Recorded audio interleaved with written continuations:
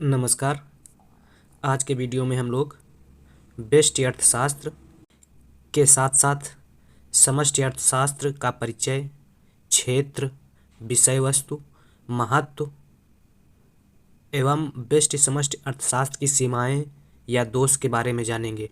और वीडियो के अंत में हम लोग व्यष्टि तथा समष्टि अर्थशास्त्र में क्या अंतर है या क्या संबंध है इसके बारे में जानेंगे। तो चलिए आज की क्लास स्टार्ट करते हैं। पहले हम लोग जान लेते हैं व्यष्टि अर्थशास्त्र क्या है। यह क्लास जो है मुख्य रूप से समष्टि अर्थशास्त्र के पेपर के लिए बहुत महत्वपूर्ण है। तो व्यष्टि अर्थशास्त्र के बारे में हम लोग जान लेते हैं। Macro economics. मैक्रो शब्द का सर्वप्रथम प्रयोग रेगनर फ्रिश ने किया था। ये पूछा जाता है ऑब्जेक्टिव टाइप में कि मैक्रो और माइक्रो शब्द का प्रयोग सर्वप्रथम किसने किया था, तो रेगनर फ्रिश ने किया था। माइक्रो शब्द ग्रीक भाषा के माइक्रोज शब्द से बना है, जिसका अर्थ छोटा, स्मॉल होता है। मतलब माइक्रो शब्द ग्रीक भाषा के माइक्रोज शब्द से बना है, जिसका अर्थ स्मॉल या छोटा होता है।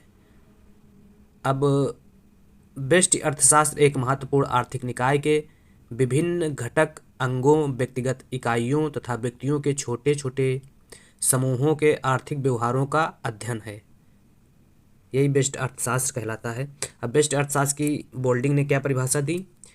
व्यष्टि अर्थशास्त्र विशेष फर्मों, परिवारों, वैयक्तिक कीमतों, मजदूरियों, आयों, वैयक्तिक उद्योगों तथा विशिष्ट वस्तुओं का अध्ययन है।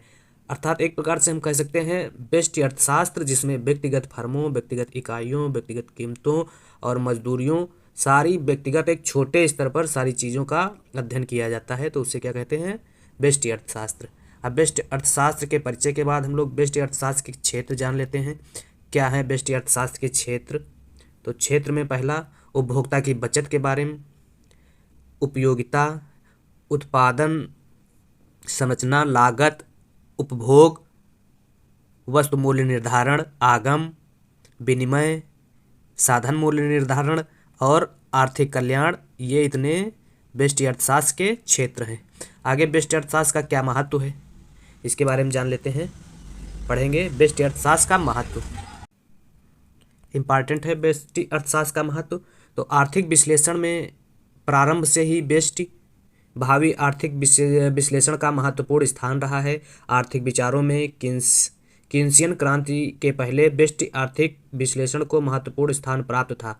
कीन्स द्वारा व्यष्टि भावी निष्कर्षों को अनेक चुनौती देने के बाद भी व्यष्टि भावी अर्थशास्त्र का महत्व बढ़ता चला गया। मतलब कीन्स ने व्यष्टि भावी अर्थशास्त्र की आलोचना की, फिर भी व्यष्टि अर्थशास्त्र का जो महत्व है बढ़ता चला गया। वर्तमान समय में सैद्धांतिक तथा व्यवहारिक दोनों क्षेत्रों में व्यष्टि भावी अर्थशास्त्र को महत्वपूर्ण स्थान प्राप्त है। अगर व्यष्टि अर्थशास्त्र की विषय वस्तु पर प्रकाश डाला जाए तो इसमें व्यक्तिगत उपभोक्ता की संस्थिति की समस्या, साथ साथ व्यक्तिगत उपभोक्ता किस प्रकार अधिकतम संतुष्टि प्राप्त करे, इस पर विचार किया जाता है। अगला, व्यष्टि भावी आर्थिक विश्लेषण अर्थव्यवस्था में साधनों के मितव्ययतापूर्ण आवंटन तथा प्रयोग का अध्ययन करता है। मतलब किस प्रकार से संसाधनों का अर्थव्यवस्था में कैसे आवंटन किया जाए और कैसे इसका प्रयोग किया जाए, ये व्यष्टि अर्थशास्त्र अध्ययन करता है। अगला, व्यक्तिगत आर्थिक इकाइयां ही परस्पर मिलकर एक अर्थव्यवस्था का निर्माण करती हैं और इन इकाइयों के आर्थिक व्यवहार का संपूर्ण अर्थव्यवस्था पर काफ़ी प्रभाव पड़ता है। अतः संपूर्ण अर्थव्यवस्था को समझने के लिए आवश्यक है कि विभिन्न आर्थिक इकाइयों का व्यक्तिगत रूप से विश्लेषण किया जाए। मतलब एक अर्थव्यवस्था को जानने के लिए पहले व्यक्तिगत इकाइयों को जाना जाए, फिर संपूर्ण अर्थव्यवस्था को जाना जाए, इसलिए भी व्यष्टि अर्थशास्त्र का महत्व है। अगला, व्यष्टि अर्थशास्त्र राज्य की आर्थिक नीतियों का मूल्य निर्धारण करने के लिए कीमत और मूल्य प्रणाली जैसे उपकरण प्रदान करता है, जो किसी भी राज्य के कार्य करने में सहायता प्रदान करते हैं। कौन? कीमत प्रणाली और मूल्य किसी भी राज्य के कार्य करने में सहायता प्रदान करते हैं। इस प्रकार से हम लोगों ने व्यष्टि भावी अर्थशास्त्र के महत्व के बारे में जाना। आगे हम लोग व्यष्टि भावी अर्थशास्त्र की क्या सीमाएं हैं इसके बारे में जान लेते हैं, या क्या दोष हैं। तो पहला दोष, व्यष्टि भावी अर्थशास्त्र अर्थव्यवस्था की विभिन्न इकाइयों का व्यष्टि रूप में अलग अलग अध्ययन है। इसमें अर्थव्यवस्था का पूर्ण ज्ञान नहीं मिलता है। आवश्यक नहीं है कि व्यक्तिगत इकाइयों के विश्लेषण से जो निष्कर्ष निकले वो संपूर्ण अर्थव्यवस्था के लिए सही ही हो।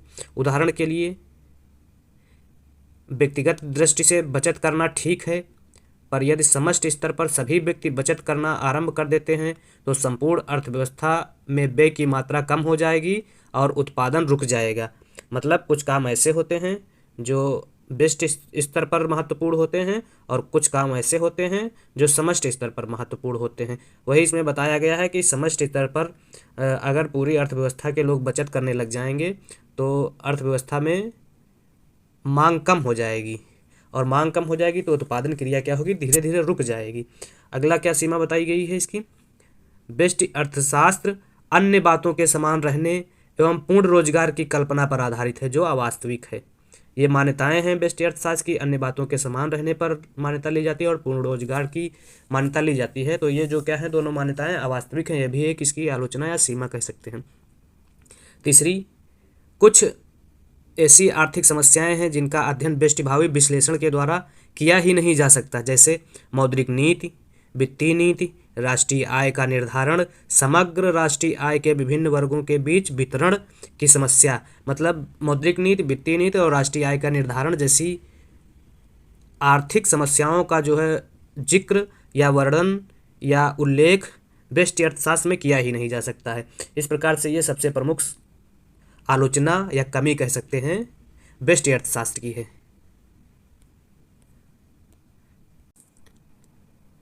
अब इसी वीडियो में समष्टि अर्थशास्त्र के बारे में जान लेते हैं। क्या है समष्टि अर्थशास्त्र? परिचय, विषय वस्तु या क्षेत्र और महत्व और दोष के बारे में जानेंगे। तो माइक्रो शब्द का प्रयोग सर्वप्रथम रेगनर फ्रिश ने किया था। तो व्यष्टि और समष्टि दोनों ही शब्दों का प्रयोग सबसे पहले रेगनर फ्रिश ने किया था। माइक्रो ग्रीक भाषा के माइक्रोज शब्द से बना है जिसका अर्थ है बड़ा, लार्ज, अर्थात माइक्रो बड़े समूह से संबंधित है। बोल्डिंग के अनुसार समष्टिभावी अर्थशास्त्र की परिभाषा क्या है? समष्टिभावी अर्थशास्त्र का वह भाग है जो कि अर्थव्यवस्था की व्यक्तिगत इकाइयों का अध्ययन न करके समूह तथा औसतों से संबंध रखता है। जो मतलब बृहद स्तर पर अर्थशास्त्र की इकाइयों का अध्ययन करे, पूरी अर्थव्यवस्था का अध्ययन करे तो उसे क्या कहेंगे? समष्टि अर्थशास्त्र। प्रोफेसर मेहता ने क्या बताया है समष्टि अर्थशास्त्र के बारे में?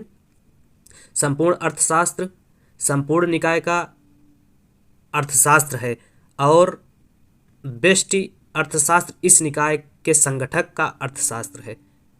इस प्रकार से प्रोफेसर मेहता ने समष्टि अर्थशास्त्र की परिभाषा दी है। अब इसके क्षेत्र जान लेते हैं। समष्टि अर्थशास्त्र के क्षेत्र कौन कौन से हैं? तो कीमत, सामान्य कीमत स्तर, राष्ट्रीय आय, समग्र मांग, समग्र पूर्ति, रोजगार, निवेश और आय एवं रोजगार का सिद्धांत इसके क्या हैं? प्रमुख क्षेत्र हैं। आगे समष्टि अर्थशास्त्र का महत्व क्या क्या है जान लेते हैं। समष्टि अर्थशास्त्र का प्रयोग एवं महत्व दिन प्रतिदिन बढ़ता ही जा रहा है। सूक्ष्म अर्थशास्त्र की कमियों एवं सीमाओं के कारण व्यापक अर्थशास्त्र या समष्टि अर्थशास्त्र की उपयोगिता और भी अधिक बढ़ती जा रही है। मुख्य आर्थिक समस्याएं कुल आय, कुल उत्पादन, रोजगार, सामान्य कीमत स्तर, अंतर्राष्ट्रीय अर्थशास्त्र, विदेशी विनिमय आदि से संबंधित हैं। इन सब समस्याओं के अध्ययन के लिए समष्टि अर्थशास्त्र आवश्यक है। आर्थिक नीतियों का संबंध व्यक्ति विशेष से न होकर संपूर्ण समुदाय या समूची अर्थव्यवस्था से होता है। सरकार का मुख्य दायित्व अति जनसंख्या, सामान्य कीमतें, राष्ट्रीय आय, कुल रोजगार आदि को नियंत्रित करना है। सरकार इन समस्याओं को व्यक्तिगत स्तर पर हल नहीं कर सकती, इसलिए समष्टि अर्थशास्त्र का महत्व बढ़ता चला जाता है। अगली क्या महत्व है? केन्स के रोजगार सिद्धांत के अनुसार रोजगार का स्तर प्रभावपूर्ण मांग पर निर्भर होता है। प्रभावपूर्ण मांग उन तत्वों पर निर्भर होती है जो कुल मांग एवं कुल पूर्ति को प्रभावित करते हैं। इसलिए प्रभावपूर्ण मांग की वृद्धि करने के लिए विनियोग, कुल उत्पादन, कुल आय एवं कुल उपभोग को बढ़ाना जरूरी है। अतः बेरोजगारी के कारणों, प्रभावों और उपचारों को व्यापक आर्थिक विश्लेषण द्वारा ही समझा जा सकता है। आगे आर्थिक विकास के स्तर को ऊंचा उठाने के लिए समष्टि अर्थशास्त्र का महत्व बढ़ता ही जा रहा है। मुद्रा संबंधी समस्याओं, मुद्रा प्रसार, मुद्रा संकुचन का विश्लेषण एवं समझना समष्टि आर्थिक विश्लेषण से ही संभव है। अगला, समष्टि आर्थिक विश्लेषण का महत्व राष्ट्रीय आय का अनुमान लगाने में किया जाता है। अब सीमाएं या दोष क्या हैं देख लेते हैं। समष्टि अर्थशास्त्र में समूह का अध्ययन किया जाता है, किंतु समूह में जो विश्लेषण तथा निष्कर्ष मिलते हैं वे अर्थव्यवस्था तथा छोटे समूह के संबंध में आवश्यक रूप से सत्य नहीं होते हैं। कुछ कार्य ऐसे होते हैं जो संपूर्ण समाज के संबंध में यदि लागू किए जाएं तो हानिकारक परिणाम प्राप्त होते हैं, पर यही कार्य व्यक्ति के संदर्भ में ठीक हो जाते हैं। उदाहरण के लिए, बैंक से यदि संपूर्ण समाज एक ही साथ पैसा निकाल ले तो बैंक बंद हो जाएंगे, पर व्यक्तिगत जमाकर्ता द्वारा पैसा निकालने पर बैंक प्रभावित नहीं होंगे। अगली सीमा में बताया गया है, जैसे व्यष्टि अर्थशास्त्र में बताया गया है कि संपूर्ण अर्थव्यवस्था को ध्यान में रखते हुए व्यष्टि अर्थशास्त्र के बारे में अध्ययन किया जाता है। तो अगली सीमा के बारे में बताया गया है कि समाज के सभी व्यक्ति यदि एक साथ बचत करना शुरू कर दें तो यह अभिशाप बन जाएगा, क्योंकि बचत की वृद्धि से अर्थव्यवस्था में खर्च की मात्रा कम होगी। परिणाम स्वरूप किन्स के अनुसार प्रभाव उत्पादक मांग की कमी होगी, जिसके कारण आय तथा रोजगार में कमी आएगी और यह आय में कमी बचत में कमी लाएगी। अब किस प्रकार तथा क्यों समष्टि भावी अर्थशास्त्र के संबंध में लागू होने वाले निष्कर्ष व्यष्टि भावी अर्थशास्त्र के संबंध में क्यों नहीं लागू होते हैं, इसको बोल्डिंग ने एक उदाहरण से बहुत ही अच्छे ढंग से समझाया। उनके अनुसार या बोल्डिंग के अनुसार समाज एवं व्यक्ति की प्रकृति में अंतर होता है और यह अंतर उसी प्रकार से है जैसे जंगल तथा उसके विभिन्न वृक्षों में है। जिस प्रकार से समाज अनेक व्यक्तियों का समूह है, उसी प्रकार जंगल वृक्षों का समूह है, पर वृक्ष तथा जंगल में अंतर है। वृक्ष नष्ट हो जाते हैं पर जंगल का अस्तित्व सदा बना रहता है। इतना ही नहीं, एक वृक्ष में आग लगने की संभावना कम रहती है पर जंगल में आग लगने की संभावना अधिक रहती है। इससे भी महत्वपूर्ण बात यह है कि एक वृक्ष का उस स्थान की जलवायु पर कोई प्रभाव नहीं पड़ता, पर जंगल का प्रभाव जलवायु पर पड़ता है। इस प्रकार से कह सकते हैं, इन दोषों एवं सीमाओं के बावजूद भी समष्टि भावी आर्थिक विश्लेषण आधुनिक समय में अनेक आर्थिक नीतियों के बनाने में अधिक सहायक सिद्ध हुआ है। इसके द्वारा यह ज्ञात किया जा सकता है कि अर्थव्यवस्था किस प्रकार से कार्य करती है। इस प्रकार की व्याख्या व्यष्टि भावी अर्थशास्त्र के विश्लेषण में संभव नहीं है। इसलिए वर्तमान समय में समष्टि भावी अर्थशास्त्र का महत्व और उपयोगिता बढ़ती चली जा रही है। अब हम आगे जान लेते हैं समष्टि भावी तथा व्यष्टि भावी अर्थशास्त्र में क्या संबंध है। तो इसमें जान लेते हैं क्या संबंध है। तो व्यष्टि और समष्टि अर्थशास्त्र में संबंध के बारे में जान लेते हैं। व्यष्टि भावी तथा समष्टि भावी आर्थिक विश्लेषण दो अलग अलग पद्धतियां हैं, पर दोनों परस्पर संबंधित हैं। सत्य बात तो यह है कि दोनों परस्पर विरोधी नहीं, एक दूसरे की पूरक हैं। वास्तव में व्यष्टि एवं समष्टि अर्थशास्त्र में कोई विरोध नहीं है, दोनों अत्यंत आवश्यक हैं। व्यष्टि अर्थशास्त्र तो अर्थव्यवस्था की विभिन्न इकाइयों का अलग अलग अध्ययन है, जबकि समष्टि भावी अर्थशास्त्र उन अलग अलग इकाइयों के मिश्रण से ही निर्मित संपूर्ण अध्ययन है। जिस प्रकार अलग अलग ईंटों से बने मकान के संबंध में चाहे कोई विश्लेषण ईंटों के आधार पर किया जाए अथवा संपूर्ण मकान के आधार पर किया जाए, दोनों विश्लेषण निश्चित रूप से एक दूसरे से संबंधित होंगे, क्योंकि बिना ईंटों के मकान का अस्तित्व तथा बिना मकान के उस रूप में ईंटों का कोई अस्तित्व नहीं होगा।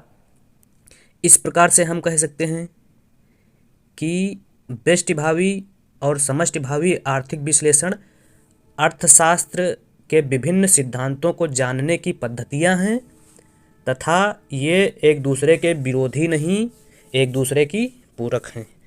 आज का वीडियो देखने के लिए बहुत बहुत धन्यवाद।